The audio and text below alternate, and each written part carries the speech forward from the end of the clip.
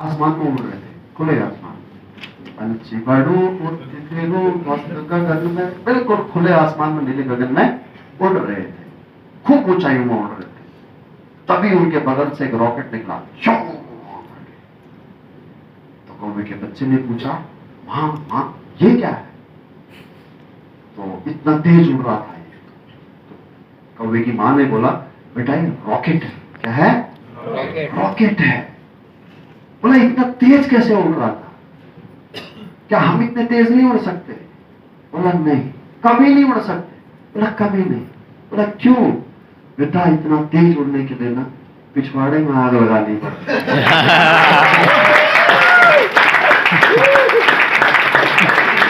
अरे रॉकेट के पिछवाड़े में आग होती नहीं होती है? यस और नो?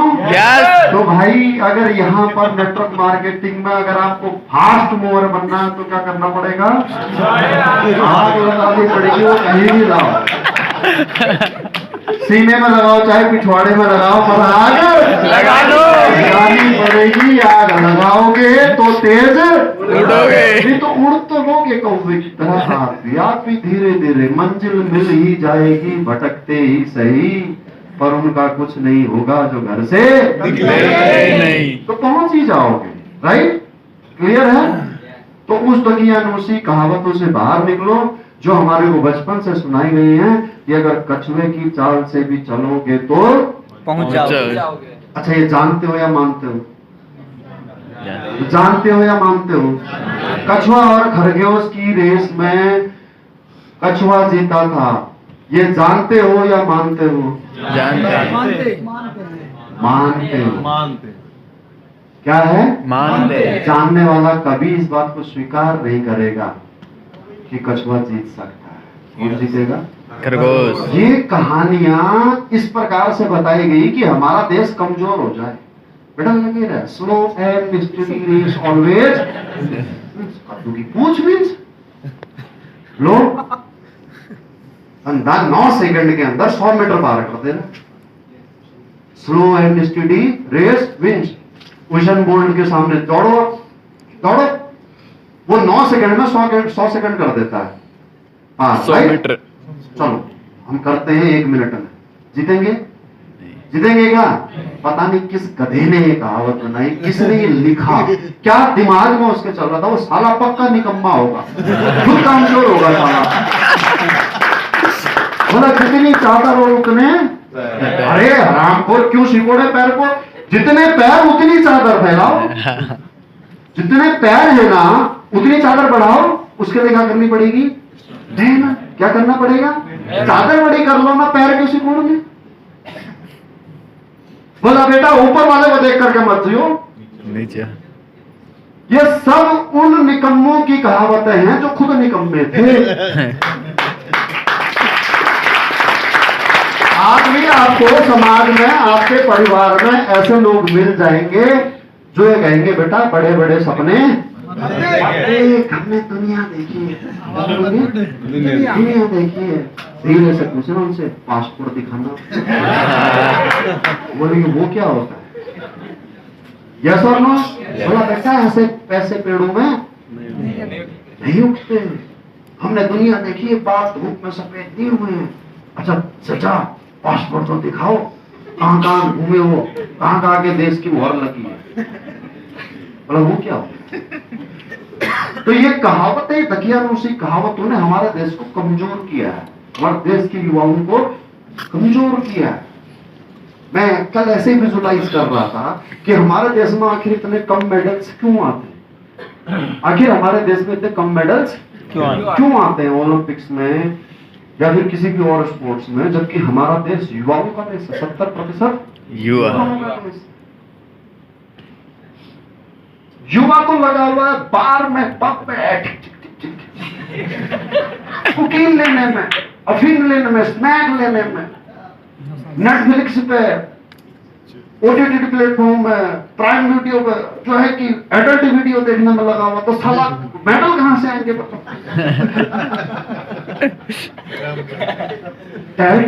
कहां से आएंगे मेडल? यस और नो? यस। तो प्रॉब्लम हमारे देश के मॉडल में ही है। तो ये देश तो बदल नहीं सकता, किसको बदलना चाहिए? हमको। किसको?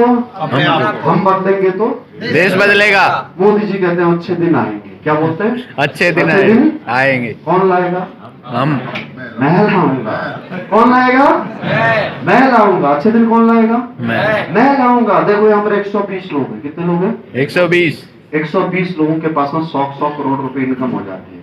तो मेरे मतलब एज ए इंडिविजुअल मेरे अच्छे दिन आ गए, नहीं आ गए? ये आ गए।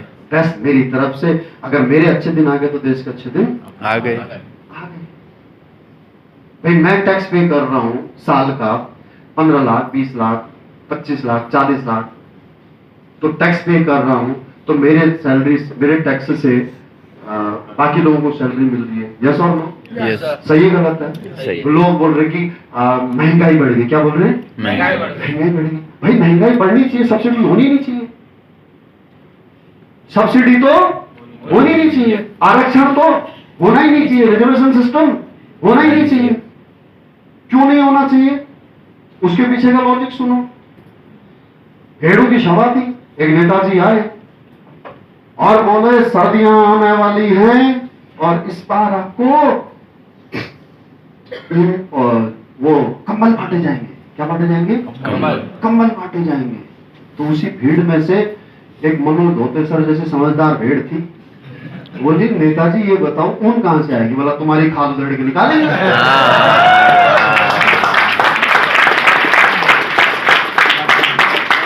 क्या बोला? तुम्हारी। ऊन कहां से आएगी? बोला तुम्हारी खाल उधड़ के निकालेंगे। बोला 700 रुपए का सिलेंडर 350 में दे दो। ले लो 350, वो 350 रुपए कहां से आएगा? टैल गोपी टैल बताओ। अरे महंगाई बढ़ने दो, जितनी महंगाई बढ़ती है उतना राजस्व समझ, उतनी इकोनॉमी। हम तो दूसरे देश से कर्जा नहीं लेंगे, हम आरबीआई से कर्जा नहीं लेंगे। जरूरत क्या है? जरूरत सब्सिडी की नहीं है, जरूरत है सोर्स ऑफ इनकम बढ़ाने की। जरूरत उसकी है रोजगार की। उसके लिए हम क्या कर सकते हैं? और मेरे ख्याल से डायरेक्ट सेलिंग से अच्छा है और कोई प्रोफेशन है ही नहीं जहां पर हम पूरे 140 करोड़ लोगों को रोजगार दे सकते हैं। कैसे? अभी भी तो हम हमारे घर में साबुन तेल खरीदते हैं, नहीं खरीदते हैं? यस। यस और नो? यस। हम किसका खरीदते हैं? एसएलपीएस बनने से पहले चाहे प्रॉक्टर एंड गैम्बल का, हिंदुस्तान यूनिलीवर का। यस और नो? इन सालों के नाम इंडियन है ये कंपनी विदेशी। मुझे समझे बात को? ये इंडियन नहीं है, ये सब बाहर की कंपनी है।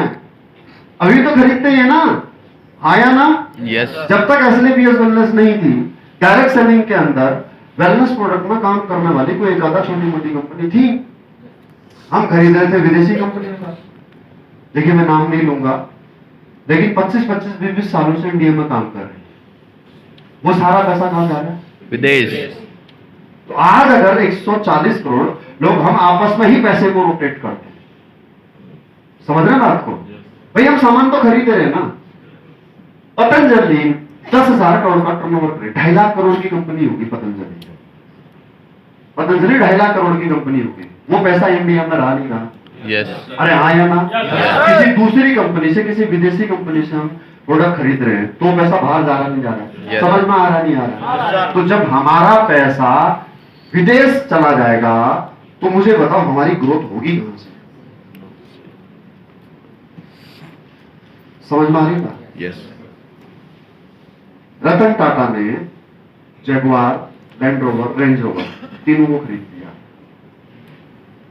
इंग्लैंड की कंपनी है, ब्रिटेन की कंपनी है, राइट? तीनों को खरीद लिया। अब पूरे वर्ल्ड में जितनी भी जगुआर, लैंड रोवर और आपकी रेंज रोवर बिकती है, उसका पैसा कहां आता है? इंडिया। इंडिया में आता है। समझ में आ गई बात? यस। और नहीं तो हम अगर बाहर से किसी कंपनी का भी प्रोडक्ट खरीदते हैं, कोई भी हम गाड़ी खरीदते हैं, जैसे मर्सिडीज इंडिया की नहीं है, आपका BMW इंडिया का नहीं है, कोई भी अच्छी गाड़ियां इंडिया की है ही नहीं, लेकिन इन कंपनियों को खरीदने की हमारे अंदर ताकत भी नहीं है।